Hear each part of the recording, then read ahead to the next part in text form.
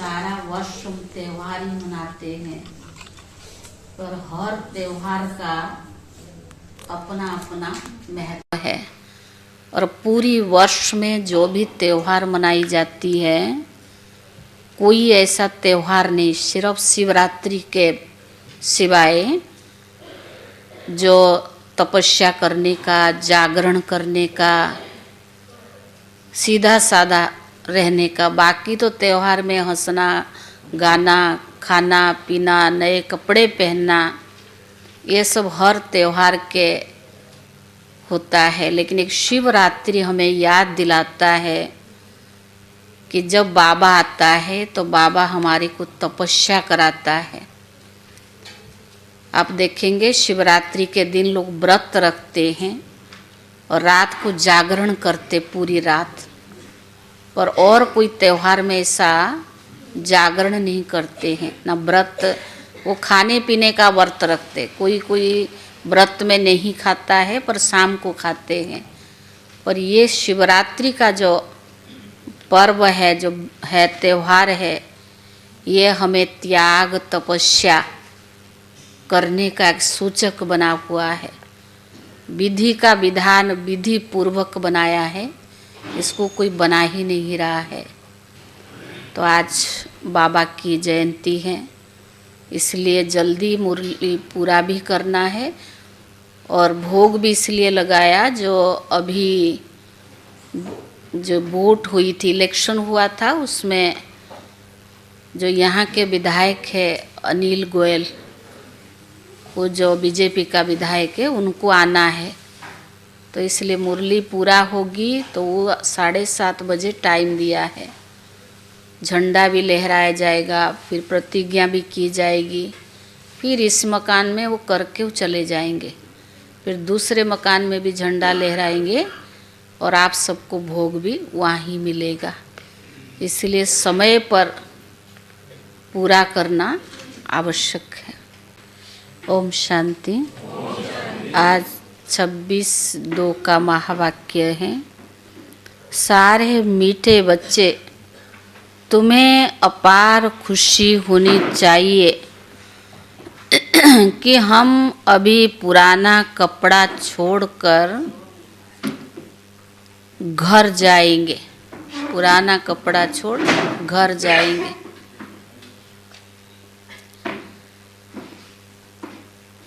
फिर नया कपड़ा नई दुनिया में लेंगे।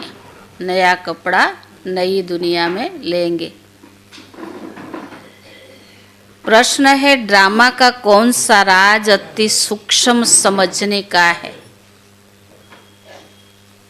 ड्रामा का कौन सा राज अति सूक्ष्म समझने का है? यह ड्रामा जो मिसल चलता रहता है, टिक टिक होती रहती है, जिसकी जो एक्ट चली हुबहू 5000 वर्ष के बाद रिपीट होगी। यह ड्रामा जो मिसल चलता रहता है, टिक टिक होती रहती है। ऊपर चले जाओ, ऊपर ऊपर। जिसकी जो एक्ट चली हुबहू 5000 वर्ष के बाद वो रिपीट होगी। ये राज बहुत सूक्ष्म समझने का है। जो बच्चे इस राज को यथार्थ नहीं समझते, जो बच्चे इस राज को यथार्थ नहीं समझते, कह देते ड्रामा में होगा तो पुरुषार्थ कर लेंगे, वह ऊंच पद नहीं पा सकते।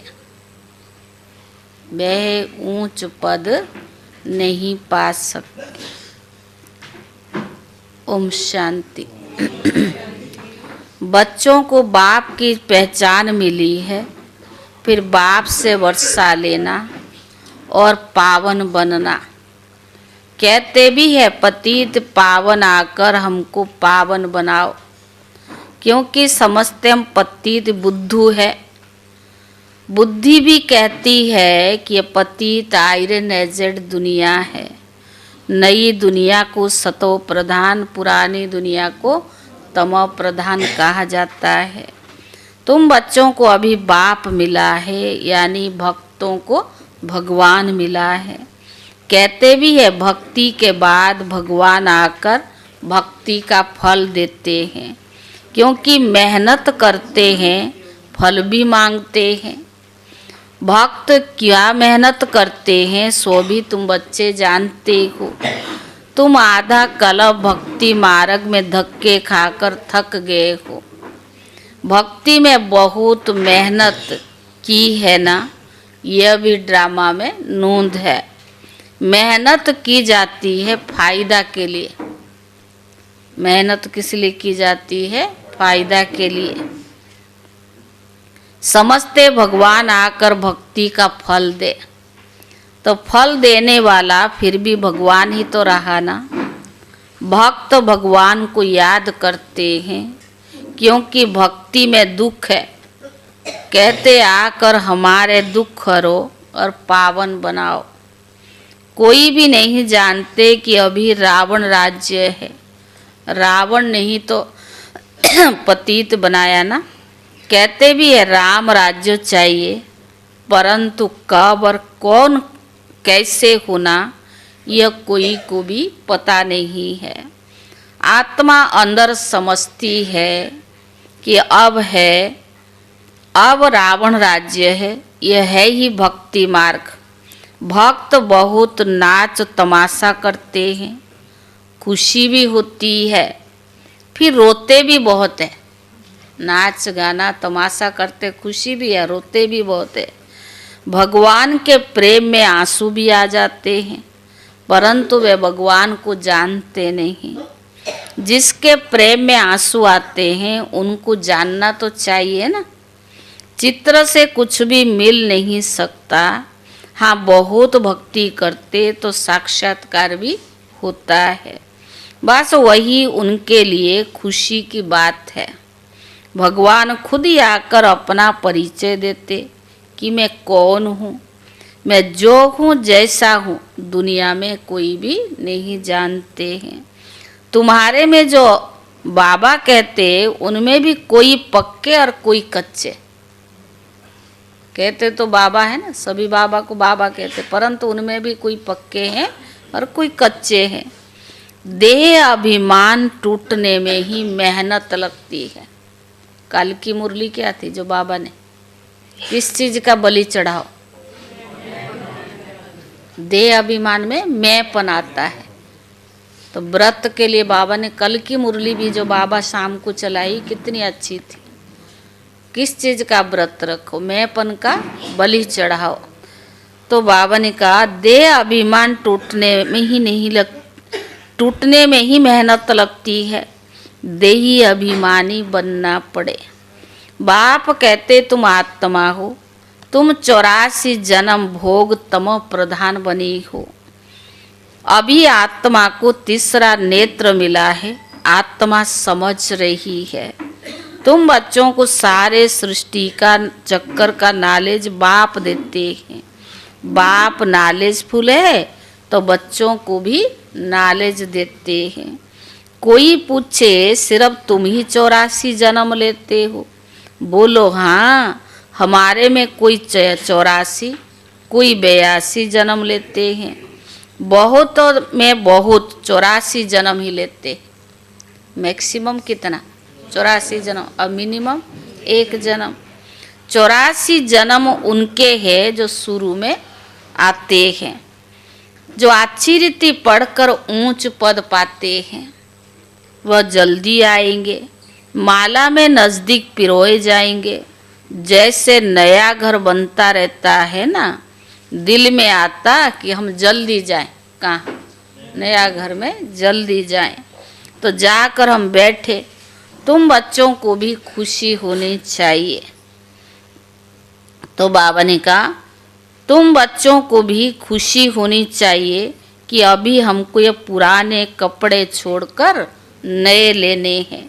नाटक में एक्टर्स घंटा आधा घंटा पहले से ही घड़ी को देखते रहते, टाइम पूरा हो हम अपने घर जाए। जो ड्रामा करते नाटक करते क्या देखते, बस टाइम पूरा होगा हम अपने घर जाएं। वो टाइम आता है। तुम बच्चों के लिए तो ये बेहद की घड़ी है। तुम जानते हो कि जब तक कर्मातीत अवस्था को पाएंगे फिर तब तक हम यहाँ ही रहेंगे। अगर कर्मातीत अवस्था होंगे तो यहाँ रहेंगे नहीं। कर्मातीत बनने के लिए भी याद में रहना पड़े, पर बड़ी मेहनत है। नई दुनिया में तुम जाते हो, फिर एक एक जन्म में कला कम होती जाती है। बाबा ने कहा नए मकान में 6 मास बैठो तो क्या होता, पुराना हो जाता ना थोड़ा। तो बाबा ने कहा 6 मास बैठो तो कुछ ना कुछ उसमें दाग आदि हो जाता है, थोड़ा तो फर्क पड़ जाता है ना। तो वहाँ नई दुनिया में कोई तो पहले आएंगे, कोई थोड़ा देरी में आएंगे। पहले जो आएंगे तो उनको क्या कहेंगे, संपूर्ण सतो प्रधान। फिर आस्ते आस्ते कला कम होती जाती है। यह ड्रामा का चक्कर जू मिसल चलता रहता है, टिक टिक होती रहती है। तुम जानते हो सारी दुनिया में जिसकी भी जो एक्ट चलती है चक्कर फिरता रहता है। यह बड़ी सूक्ष्म बातें समझने की है। बाप अनुभव भी तो सुनाते हैं ना। कौन बाप? ब्रह्मा बाबा अनुभव सुनाते हैं।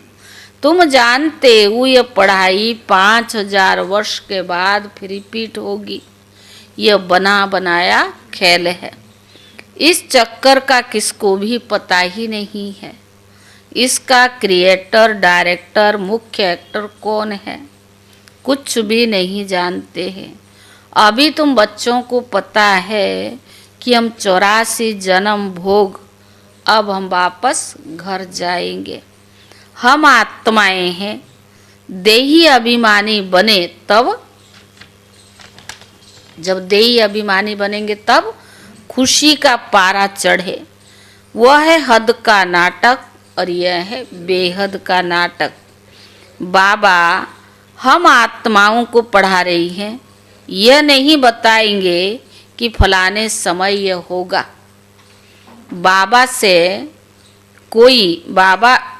से कोई भी पूछे, बात पूछे तो बाबा कहेंगे ड्रामा में जो कुछ बताने का है वो बता देते हैं। ड्रामा अनुसार जो उत्तर मिलना था सो मिल गया, बस अब उस पर चलना तो पड़े ना। ड्रामा बिगर कुछ भी कर नहीं सकते। कई बच्चे कहते ड्रामा में होगा तो पुरुषार्थ कर लेंगे, वह कभी भी ऊंच पद पा नहीं सकते। बाबा कहते पुरुषार्थ तुमको करना है, ड्रामा तुमको पुरुषार्थ कराता है। कल पहले माफिक कोई ड्रामा पर ठहर जाते कि ड्रामा में जो होगा तो समझा जाता इनकी तकदीर में नहीं है।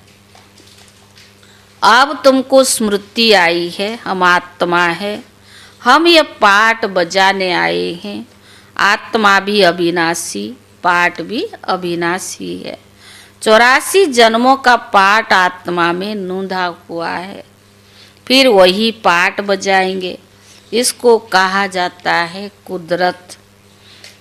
कुदरत का और क्या विस्तार करेंगे। अब मुख्य बात है पावन जरूर बनना है। यही तो फिक्रात है ना। कर्म करते हुए बाप की याद में रहना है। तुम एक मासूक के आशिक हो ना। एक मासूक को सब आशिक याद करते हैं। वो मासूक कहते अब मुझे याद करो, मैं तुमको पावन बनाने आया हूँ। तुम मुझे ही पतित पावन कहते हो, फिर भी मुझे भूलकर गंगा को पतित पावनी क्यों कहते हो। अभी तुमने समझा है, वह सब छोड़ दिया है। तुम समझते हो बाबा ही तो पतित पावन है ना। अब पतित पावन श्री कृष्ण को समझ कभी याद नहीं करेंगे, परंतु भगवान कैसे आते ये कोई भी नहीं जानते। श्री कृष्ण की आत्मा जो सतयुग में थी, अनेक रूप धारण करते करते अब तमो प्रधान बनी है, फिर सतो प्रधान बनती है। शास्त्र में ये भूल कर दी है। यह भूल जब हो तभी तो आकर मैं अभूल बनाऊं। फिर सतो प्रधान बननी है। यह भूले भी ड्रामा में है, फिर होगी। ये तो घूमता रहता है ना, ड्रामा में है फिर होगी। अब तुमको समझाया है शिव भगवान उवाच। भगवान कहते भी है शिव को, भगवान तो एक ही होता है। अब सब भक्तों को फल देने वाला तो एक भगवान है, उनको कोई भी जान नहीं सकते। आत्मा कहती है ओ गॉड फादर, वो लौकिक फादर तो यहाँ ही है। फिर उस बाप बच्चे को, उस बाप की याद करते हैं तो आत्मा को दो फादर हो जाते हैं, एक है लौकिक, एक पारलौकिक। तो बाबा ने कहा भक्ति मार्ग में उस फादर को याद करते रहते। आत्मा तो है ही, इतनी सब आत्माओं को अपना अपना पार्ट मिला हुआ है। एक शरीर छोड़कर फिर दूसरा पार्ट बजाना होता है। यह सब बातें बाबा ही तो समझाते हैं। कहते भी है हम यहाँ पार्ट बजाने आए हैं। यह एक मांडवा है, उनमें यह चांद सितारे आदि सब बत्तियां हैं। इन सूर्य चांद सितारों को मनुष्य देवता कह देते हैं, क्योंकि ये बहुत अच्छा काम करते हैं, रिमझिम करते रहते हैं, किसको तकलीफ नहीं देते हैं, सबको सुख देते हैं, बहुत काम करते हैं, इसीलिए इनको देवता कहते हैं। अच्छा काम करने वालों को क्या कहते हैं? ये तो जैसा देवता है। अब वास्तव में देवताएं तो सतयुग में थे, सब सुख देने वाले थे, सबकी प्रीति थी, इसीलिए देवताओं से उनकी भेंट की है। देवताओं के गुण भी गाए जाते हैं, उन्हों के आगे जाकर गाते हैं हम निर्गुण हार में कोई गुण नहीं। आया ही बाबा ने कहा आप ही तरस पराई, आपको तो तरस पड़ता है ना। बाबा कहते तरस पड़ा तब तो फिर से आया हुआ हूँ तुमको गुणवान बनाने। तुम पूज्य थे अब पुजारी बने हो। हम सो का अर्थ भी तुमको समझाया है। मनुष्य तो कह देते आत्मा सो परमात्मा है, परमात्मा सो आत्मा है। बाप कहते यह तो रॉन्ग है। तुम आत्मा निराकार थी, फिर सो देवता, क्षत्रिय, वैश्य, शूद्र बनी, अभी सो ब्राह्मण वर्ण में आए हो। आत्मा पहले सतो प्रधान, सतो रजो तमो में आती है। अभी तुम बच्चे समझते हो यह नॉलेज बाबा कल्प कल्प संगम युग पर आकर हमको देते हैं। बराबर भारत ही तो स्वर्ग था, वहाँ कितने थोड़े मनुष्य होंगे। अभी कलयुग है, सब धर्म आगे हैं। तो बाबा ने कहा सतयुग में थोड़े ही कोई धर्म था, वहाँ होता ही एक धर्म। तो बाबा ने कहा बाकी सब आत्माएं चली जाती हैं। तुम जानते हो अभी से पुरानी दुनिया का विनाश भी सामने खड़ा है। तो बाबा ने कहा बाप राजयुग सिखला रही है, कोई भी आए बोलो ये बेहद की घड़ी है। दुनिया में हद की घड़ी और ये बेहद की घड़ी है। बाबा ने दिव्य दृष्टि से यह घड़ी बनवाई है। जैसे यह घड़ी तुम घड़ी घड़ी देखते हो, अब ये बेहद की घड़ी भी याद पड़ती है। जो दीवार में घड़ी टंगी होती है उसको टाइम तो देखते हैं ना बार बार, और बाबा ने जो घड़ी समझाए तो वो याद पड़ती है।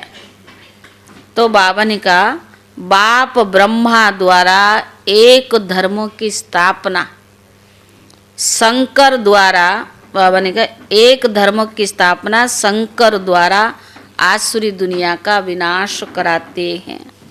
बुद्धि भी कहती है चक्कर फिरता जरूर है, कलयुग के बाद सतयुग आएगा। अभी मनुष्य भी बहुत है, उपद्रव्य भी बहुत होते रहते हैं, मुसल भी वही है। शास्त्रों में तो कितनी कथाएं बना दी है। बाप आकर वेद शास्त्रों का सार समझाते हैं। मुख्य धर्म 4 है।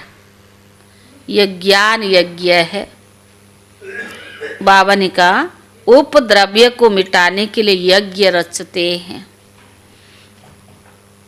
यह समझते हैं ये लड़ाई आदि ना लगे। अरे लड़ाई नहीं लगेगी तो सतयुग कैसे आएगा? अति की ओर नहीं जाएगी, करप्शन नहीं बढ़ेगा तो सतयुग कैसे आएगा? इतने सब मनुष्य कहाँ जाएंगे? यह सब आत्माओं को ले जाते हैं तो जरूर शरीर यहाँ ही तो छोड़ना पड़े ना। तो बाबा ने कहा तुम पुकारते हो बाबा आकर हमको पति से पावन बनाओ। बाबा कहते हमको जरूर पति दुनिया का विनाश कराना होगा। पावन दुनिया है ये सतयुग, सबको मुक्ति धाम में ले जाता हूँ। सब कालों को तो बुलाते हैं ना, ये नहीं समझते हैं हम तो कालों को भी बुलाते हैं। बाप कहते यह भी ड्रामा में नूंद है। बाप कहते यह भी ड्रामा में नूंद है।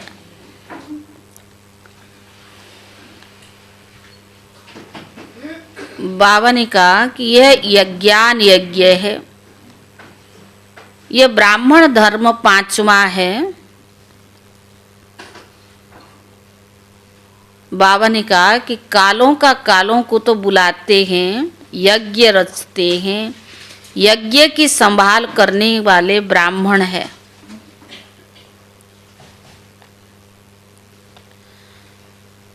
तो बाप ब्रह्मा द्वारा एक धर्म की स्थापना शंकर द्वारा आसुरी दुनिया का विनाश कराते। बुद्धि कहती है चक्कर फिरता जरूर है, कलयुग के बाद सतयुग आएगा। कथाएं तो बहुत बना दी है, मनुष्य भी बहुत है, उपद्रव्य भी बहुत होते रहते हैं, मुसल भी वही है। शास्त्र में कितनी कथाएं बना दी है। बाप आकर वेद शास्त्रों का सार समझाते हैं। मुख्य 4 धर्म है। ये ब्राह्मण धर्म 5वां है। सबसे ऊंचा ये छोटा धर्म है। यज्ञ की संभाल करने वाले ब्राह्मण है। यह भी ज्ञान यज्ञ है। उपद्रव्य को मिटाने के लिए यज्ञ रचे जाते हैं। वह समझते लड़ाई आदि ना लगे। अरे लड़ाई नहीं लगेगी तो सतयुग कैसे आएगा? इतने सब मनुष्य कहाँ जाएंगे? हम सब आत्माओं को ले जाते तो जरूर शरीर यहाँ ही तो छोड़ना पड़े। तुम पुकारते हो बाबा आकर हमको पति से पावन बनाओ। बाप कहते जरूर हमको पुरानी दुनिया का विनाश भी कराना होगा। पावन दुनिया है इस सतयुग, सबको मुक्ति धाम ले जाता हूँ। सब कालों को बुलाते हैं। यह समझते कि हम तो काल को बुलाते हैं। ड्रामा में बाबा कहते नूंद है। आत्माओं को छी दुनिया से निकाल शांति धाम ले जाता हूँ। यह अच्छी बात है ना।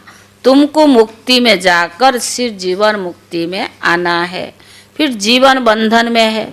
इतने सब सतयुग में नहीं आएंगे, फिर भी आएंगे नंबर बार।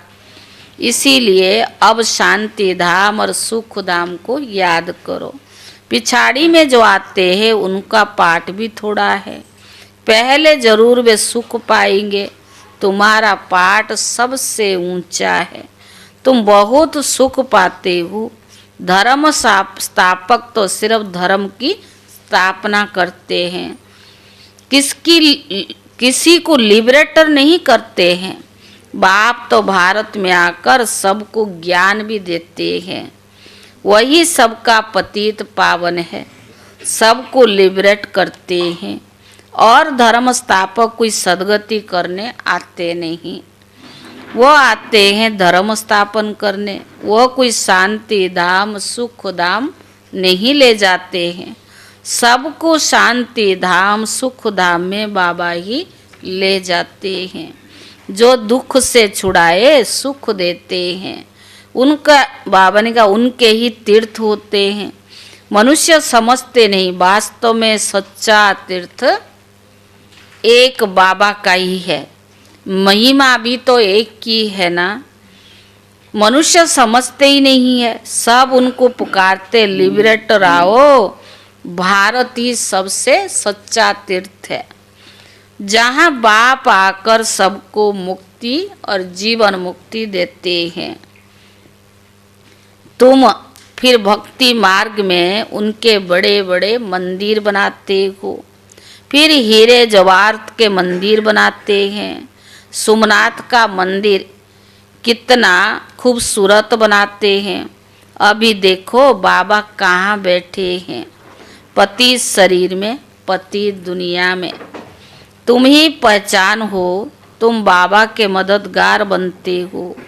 औरों को रास्ता बताने में जो मदद करेगा उनको ही ऊंच पद मिलेगा, यह कायदा है। बाप कहते मेहनत करो, बहुतों को रास्ता बताओ और बाप और वर्षे को याद करो। 84 का चक्कर सामने है, यह जैसे अंधों के आगे आईना है। यह ड्रामा हुबहू रिपीट होता है, फिर भी मुझे कोई नहीं जानेगा। ऐसे नहीं कि मेरा मंदिर लूटते हैं तो कुछ करूं, ड्रामा में लूटने का ही है। भगवान को मनुष्य को दो शब्दों कहे तो आपको मान हानि का केस करके कहाँ डाल देगा, जेल में। पर बाबा का कुछ भी किया, बाबा कहते लूटने का ड्रामा में है ही, मैं क्या करूं। फिर भी लूट कर ले जाएंगे, फिर 5000 वर्ष के बाद ऐसा ही होगा। मुझे बुलाते पति से पावन बनाओ, तो मैं आकर तुम बच्चों को पढ़ाता हूँ। ड्रामा में विनाश भी नूंद है, सो फिर होगा ही। मैं कोई फूक नहीं देता हूँ। बाबा कितनी निरंकारी है, करन करावन हार वही है, पर मैं कोई बाबा ने कहा फूक थोड़ा मारता हूँ जो विनाश हो जाएगा। यह मुसल आदि बने हैं, यह भी ड्रामा में नूंद है। मैं भी ड्रामा के बंधन में ही बंधा हुआ हूँ। मेरा पाठ सबसे बड़ा है, सृष्टि को बदलना। बाबा का पाठ सबसे बड़ा क्या है, सृष्टि को बदलना और पति से पावन बनाना। सब अब समर्थ कौन है, मैं है या ड्रामा, पूछ रहा बाबा। सबसे बड़ा पाठ मेरा है। और फिर ये भी कहता मैं भी ड्रामा के बंधन में बंधाया हूँ, मैं कुछ कर ही नहीं सकता है।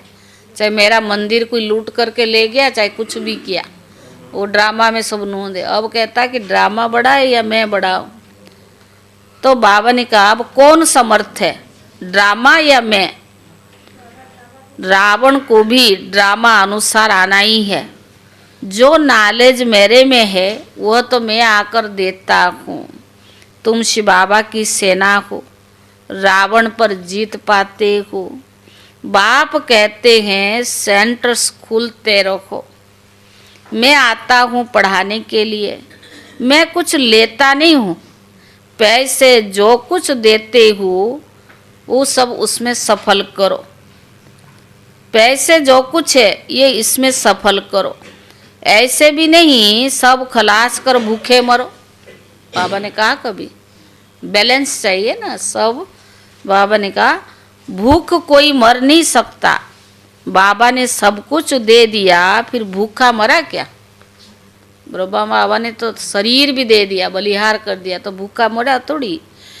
तुम भूखे मरते हो क्या। शिव बाबा का भंडारा है। आजकल तो दुनिया में देखो कितने मनुष्य भूखे मरते हैं। अभी बच्चों को तो बाप से पूरा वर्षा लेने का पुरुषार्थ करना है। यह रूहानी नेचर क्योर है। बिल्कुल सिंपल बात, सिर्फ मुख से कहते हैं मनमना भव, आत्मा को क्योर करते, इसलिए बाप को अविनाशी सर्जन भी कहते हैं। कैसा अच्छा ऑपरेशन सिखलाते हैं। मुझे याद करो तो तुम्हारी सब दुख दूर हो जाएगा, चक्रवर्ती राजा बन जाएंगे। इन कांटों के जंगल में रहते हुए भी ऐसा समझो कि हम फूलों के बगीचा में जा रही हैं, घर जा रही हैं। एक दो को घर की याद दिलाते रहो। अल्लाह को याद करो तो बेबादशाही मिल ही जाएगी। अच्छा मीठे मीठे सिकीले दे बच्चों प्रति माता पिता बाप दादा का याद प्यार और गुड मॉर्निंग। रूहानी बाप की रूहानी बच्चों को नमस्ते और रूहानी बच्चों की तरफ से रूहानी बाप दादा को याद प्यार और नमस्ते नमस्ते। शुक्रिया। धारणा के लिए मुख्य सार। ऊंच पद पाने के लिए बाप का पूरा पूरा मददगार बनना है। अंधों को रास्ता दिखाना है। बेहद की घड़ी को सदा याद रखना है। ऊंच पद पाने के लिए बाप का पूरा पूरा मददगार बनना है। अंधों को रास्ता दिखाना है। बेहद की घड़ी को सदा याद रखना है। दूसरा, यज्ञ की संभाल करने के लिए सच्चा सच्चा ब्राह्मण बनना है। यज्ञ की संभाल करने के लिए सच्चा सच्चा ब्राह्मण बनना है। अंधों को रास्ता दिखाना है। बेहद की घड़ी को सदा याद रखना है। अच्छा, यज्ञ की संभाल करने के लिए सच्चा सच्चा ब्राह्मण बनना है। पैसे आदि जो भी है उन्हें सफल कर बाप से पूरा पूरा वर्षा लेना है। वरदान। मनमना भव की विधि द्वारा बंधनों के बीज को समाप्त करने वाले, मनमना भव की विधि द्वारा बंधनों के बीज को समाप्त करने वाले नष्टो महा स्मृति स्वरूप भव। बंधनों का बीज है संबंध। जब बाप के साथ संबंध जोड़ने के लिए तो और किसी से मोह कैसे हो सकता है। बिना संबंध के मोह नहीं होता है। तो मोह नहीं तो बंधन नहीं। अगर मोह नहीं तो बंधन नहीं। सिद्ध बाबा ने कहा जब भी बीज को ही खत्म कर दिया तो बिना बीज के वृक्ष पैदा होगा क्या। जब मोह ही नहीं तो बंधन ही नहीं, तो बिना बीज के वृक्ष थोड़ी पैदा होगा। यदि अभी तक बंधन है तो सिद्ध है कि कुछ तोड़ा है, कुछ जोड़ा है। इसीलिए मनमना भव की विधि से मन के बंधनों से मुक्त नष्टो महा स्मृति स्वरूप बनो। फिर यह शिकायत समाप्त हो जाएगी। कट बाबा ने कहा यह शिकायत समाप्त हो जाएगी। फिर क्या के बंधन है कटता नहीं है। क्या करे बंधन कटता नहीं, ये नहीं कह सकते ना। स्लोगन। ब्राह्मण जीवन का श्वास उमंग उत्साह है। इसीलिए किसी भी परिस्थिति में उमंग उत्साह का प्रेशर कम ना हो। ब्राह्मण जीवन का श्वास क्या है, उमंग उत्साह है। इसीलिए किसी भी परिस्थिति में उमंग उत्साह का प्रेशर कम ना हो। अव्यक्त इशारे। एकांत प्रिय बनो, एकता और एकाग्रता को अपनाओ। जितना सेवा की हलचल में आते हो इतना बिल्कुल अंडरग्राउंड चले जाओ। कोई भी नई इन्वेंशन, शक्तिशाली इन्वेंशन अंडरग्राउंड ही करते हैं। तो एकांतवासी बनना माना अंडरग्राउंड होना। जो भी मिले इकट्ठा 1 घंटा व आधा घंटा समय नहीं मिलेगा, लेकिन बीच में 5 मिनट भी मिले तो भी तले में चले जाओ। इसमें संकल्प पर ब्रेक लग सकेगी, फिर वाणी में आना चाहो तो भी नहीं आएंगी। ओम शांति। अभी भाई जी आएंगे, आपको शिवरात्रि की बधाई देंगे। आइए। कार्तिक जगरू भाई को भेजना।